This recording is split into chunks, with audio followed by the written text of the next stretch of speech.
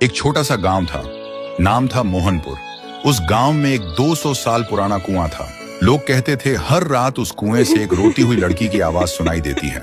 लेकिन एक बात सब लोगों को हैरान कर देती है, मोहनपुर गांव का जो भी लड़का उस कुएं के पास पानी पीने जाता है वह 2 दिन के अंदर मर जाता है और मरा हुआ शरीर गायब हो जाता है।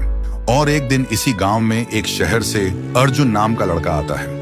अर्जुन वह छुट्टियों में अपने दादाजी से मिलने आए थे। एक दिन अर्जुन गांव के लोगों से सुना है कि वह कुआं बहुत डरावना है और कोई उसके पास नहीं जाता।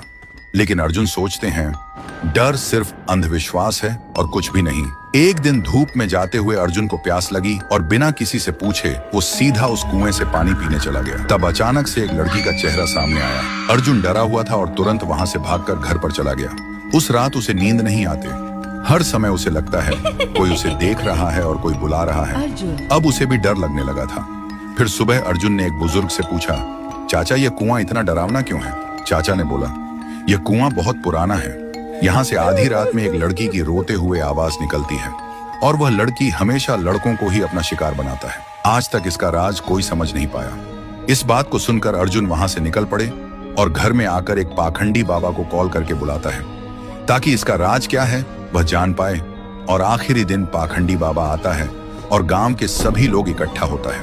पाखंडी बाबा उस कुएं को देखकर कांपते हुए कहता है कि यह तो बहुत ही भयानक है। कुएं के अंदर जो भी है उसको पकड़ना मेरे बस के बाहर है। ऐसे बोलकर पाखंडी बाबा उस गांव से निकल पड़े। ऐसी स्थिति में गांव वाले का डर और भी बढ़ जाता है। अर्जुन के मन में सवाल उठते हैं कि उस दिन मैंने जो देखा क्या वह मेरा वहम था, और आज तांत्रिक ने क्या देखा जो डर के भाग गया।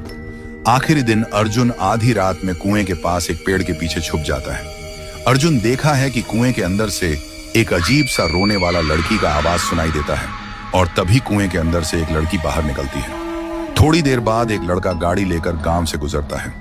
वह लड़की उसके सामने आ जाती है और लड़की उस लड़के को मार देता है और लड़के का शरीर गायब हो जाता है। अर्जुन यह सब देखकर हैरान रह जाता है। उसके दिमाग में एक ही सवाल घूमता है कि यह लड़की कौन है जो लड़के को ही अपना शिकार बनाते हैं, लड़कियों को क्यों नहीं? तो दोस्तों, अगर आपको जानना है कि उसे कुएं में वह लड़की कौन था और वह सिर्फ लड़कों को ही क्यों अपना शिकार बनाती है तो कमेंट करो, पार्ट 2 चाहिए।